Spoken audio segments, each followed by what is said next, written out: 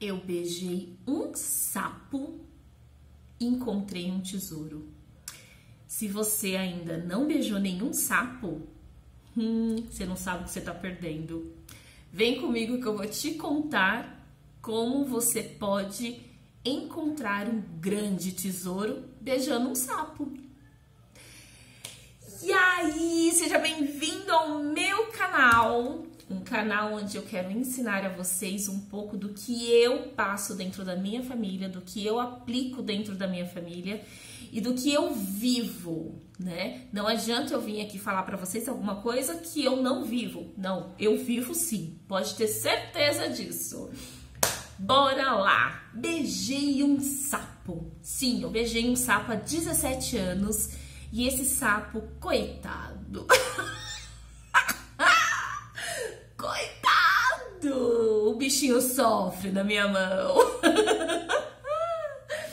Mas, gente, é muito bom. É bom, é bom, é bom. Mas vamos lá, eu vou explicar pra vocês. Sou casada há 17 anos com o Eduardo e o bichinho sofre.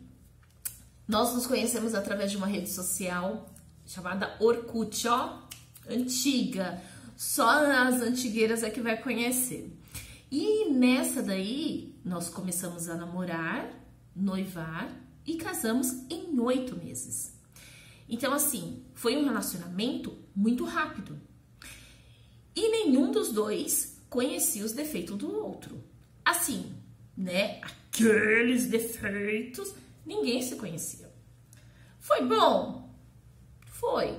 Por isso que eu falo que às vezes foi um tiro no escuro, mas foi um tiro no escuro que deu certo. Mas eu não fiz nada se eu não tivesse buscado primeiro a orientação de Deus. Porque relacionamento pra mim era uma coisa muito complicada. Muito complicada. Eu vim de uma família disfuncional, eu vim de pais que só tinham briga dentro de relacionamento, só discussão, só briga, só desunião, traições, uma série de coisas. Então, assim, era uma coisa que eu não queria pra mim, eu não queria pra minha vida. Então, foi uma coisa que eu determinei e falei assim, eu não quero casar pra separar, eu não quero casar pra poder ter briga, não quero. Eu quero fazer uma coisa diferente. E eu busquei isso, né? Então, eu orava, eu falava com Deus, eu falava assim, eu quero uma coisa diferente, prepara. Enfim, veio o meu marido de maneira, assim, inexplicável, que às vezes eu fico pensando, gente, só Deus mesmo pra fazer isso. Como que eu vou conhecer uma pessoa pela rede social e vai dar certo? Acontece. Acontece. Eu sou exemplo disso, mas... E o meu marido, em contrapartida, também veio de uma família disfuncional. Ele é filho mais novo de 3, né? A minha sogra criou os 3 sozinhos. Meu marido, apesar de ter pai, o pai não criou ele, ele não tem o elo com o pai. Então, ambos viemos de uma família, de famílias disfuncionais. Famílias com traumas, famílias com craca, né? E nessa daí, nós tínhamos uma visão, tanto ele quanto eu. Qual era a nossa visão? A nossa visão era, queremos ter uma família diferente. Eu não quero ter uma família que nem a dos meus pais. Ele não queria ter uma família que nem ele teve. Opa! Primeira coisa, visão tivemos igual. Então, já bateu aí. A nossa visão foi de um caminho só. Então, não teve o julgo desigual, visão e princípios divergentes. Nós estávamos entrando em um relacionamento onde os dois tinham a mesma visão, ok? Primeiro ponto. Só que o meu marido, ele não sabia a encrenca que ele estava pegando na mão. E quem era a encrenca? A dona encrenca aqui. Eu. Por que ele não sabia? Porque ele não me conhecia a fundo, assim como eu também não conhecia ele a fundo. Mas entre os dois, entre eu e ele, eu acredito que eu era pior. Porque mulher, ela é muito mais sentimental, mulher é muito mais explosiva, mulher, ela é muito mais dramática. E eu era tudo isso e mais um pouco. Eu era o tipo de uma pessoa com 24 anos que batia o pé. Eu era uma mulher extremamente mimada. Eu era uma mulher irritada, nervosa, ciumenta. Pensa naquela mulher que fez com que... O meu marido, ele era uma pessoa, assim, muito sociável, né? Ele jogava bola, ele saía com os amigos, mas nada de sair para barzinho, não. Ele saía para poder jogar bola, para jogar o vôlei dele. Aquela coisa toda de, sabe, desestressar, de válvula de escape, que nós... mulheres muitas vezes não entendemos que os homens precisam. Pois é, eu era uma mulher assim. Então, eu fazia com que o meu marido, porque eu tinha muitos ciúmes, eu fazia com que meu marido ficasse comigo o dia inteiro, nem que fosse para sentado do meu lado. E ele ficava, porque ele não sabia como lidar com a situação. Ele falava que para falar comigo, ele se sentia como um elefante entrando dentro de uma loja de porcelana. Porque ele tinha que lidar com as palavras para poder falar comigo, para poder trabalhar comigo. Então era muito complicado. E aí, à medida que os anos foram acontecendo, à medida que os anos foram passando, aquela situação começou a se tornar um pouco insustentável, porque é difícil você estar ao lado de uma pessoa onde você tem que ficar toda hora tomando cuidado com o que você vai falar, porque você acaba não se tornando natural, porque você acaba não se tornando verdadeiro. Então você fica assim, sabe, sempre apreensivo. Ai, eu não posso falar isso, ai, eu não posso falar aquilo. Isso era da parte dele. Em contrapartida da minha parte, o que eu fazia? Eu tinha uma imaginação muito fértil. Nossa, minha imaginação era assim, ó, tremenda. O que eu fazia? Eu queria perguntar alguma coisa pra ele. Por exemplo, vou dar um exemplo. Ah, eu queria sair. Eu queria sair pra ir no cinema. Vai, um exemplo assim, eu queria sair pra ir no cinema. E aí, eu falava assim, eu vou chamar ele pra ir no cinema comigo. Vai vendo, ó, acompanha comigo. Vou chamar ele pra ir pro cinema comigo. Só que ao mesmo tempo que eu falava, eu vou chamar ele pra ir pro cinema comigo, eu falava assim, mas se ele falar não, vou falar isso. Aí eu já começava, mas se ele falar sim, vai ser legal. Mas eu sempre pensava o lado negativo. Então assim, se ele falar não, aí vai acontecer isso. Mas aí eu começava, gente, brigar sem mesmo perguntar pra ele se ele queria ir no cinema comigo ou não. E aí eu começava a fazer um monte de coisa na minha cabeça. Quando ele chegava, eu tava bicuda. Eu tava brava. E ele não entendia o porquê que eu tava brava. Mas é que eu tava brava porque eu já imaginava a resposta dele e eu já brigava com ele sem mesmo falar com ele. Olha que louco! E ele tinha que lidar com isso quase todos os dias. Aí eu te pergunto, existe homem que tem estrutura emocional para ficar assim? Gente, é muito difícil. É uma gangorra emocional. E o nosso casamento tava assim, era desse jeito. Até que teve um dia que nós nunca havíamos brigado, discutido. Por conta dessa premissa de que eu não quero brigar, eu não quero discutir, então nós não discutíamos, a gente não brigava. Então as coisas, elas iam, as pequenas coisinhas, sabe? Iam se acumulando, ia se acumulando, se acumulando. Até que chegou um dia que o negócio fez assim, ó. Foi tudo jogado no ventilador. Explodiu. Eu lembro que o meu filho era recém-nascido, mais velho. E aí, nessa que explodiu tudo, eu virei pra ele.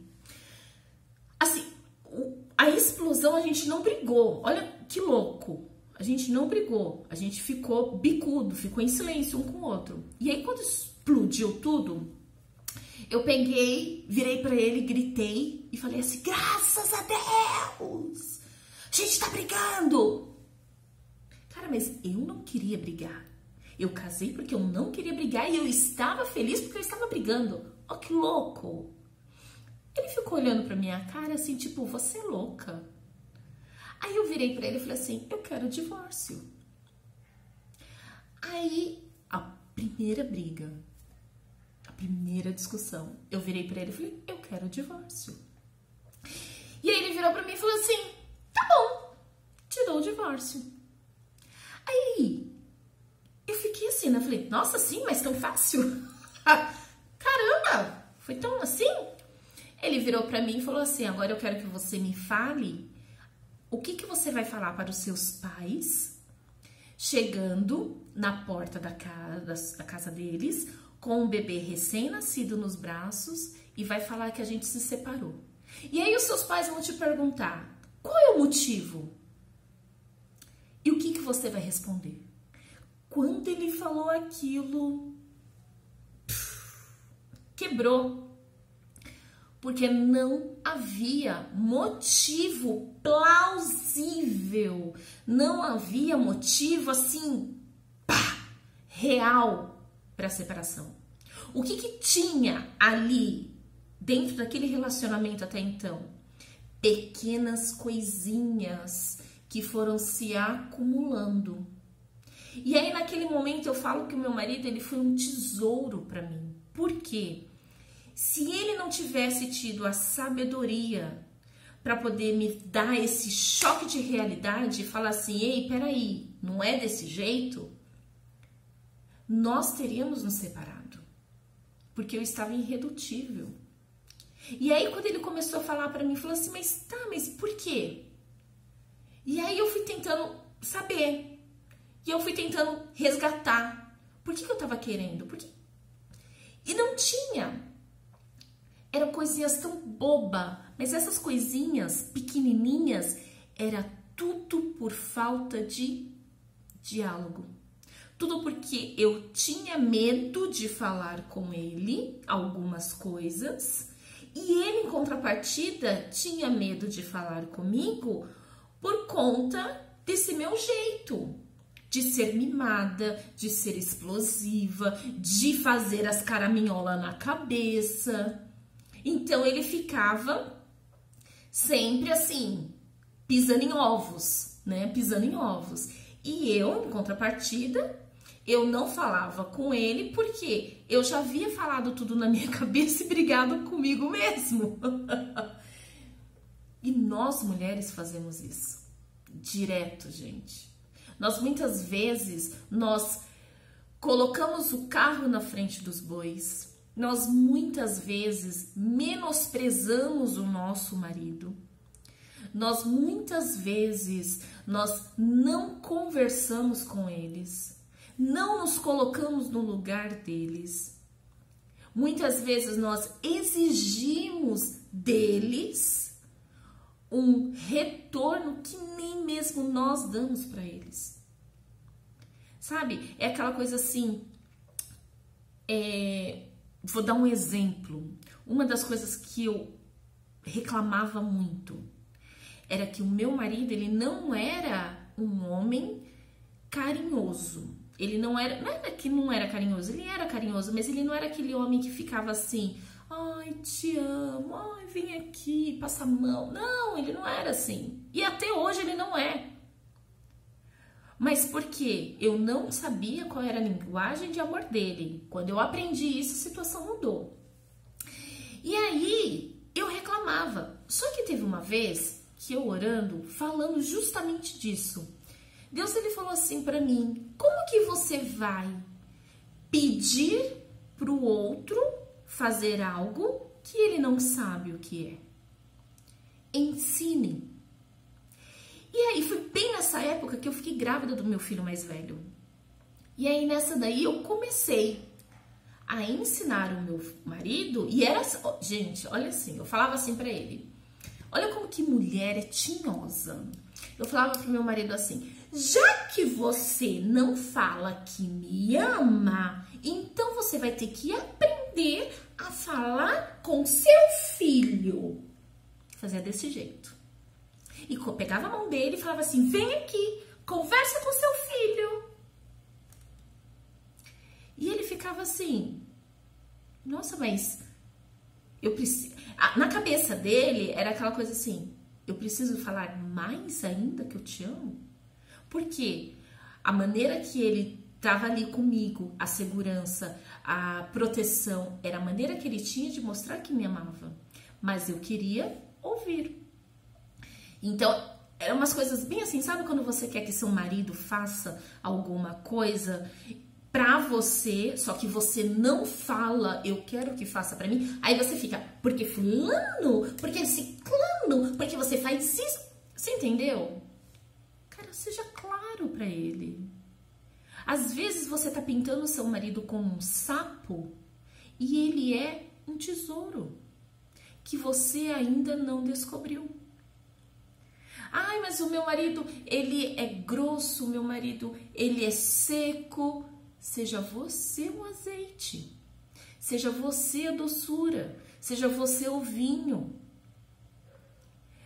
A transformação do seu relacionamento vai começar primeiramente em você. E quando eu descobri isso,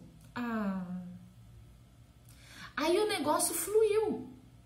Quando eu descobri que o problema do meu relacionamento não era o outro, era eu. Quando eu me enxerguei, eu falei, entendi, tá bom. Então vamos lá, né? Vamos trabalhar em mim? Aí eu comecei a trabalhar em mim.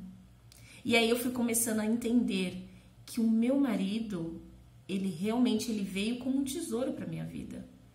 Porque um homem aguentar uma mulher rixosa, mimada, ciumenta, irritada, nervosa, chata, barulhenta. Filha, realmente esse homem tem que te amar. Porque eu era tudo isso. E não vou dizer pra você que eu ainda não sou um pouquinho. Sou.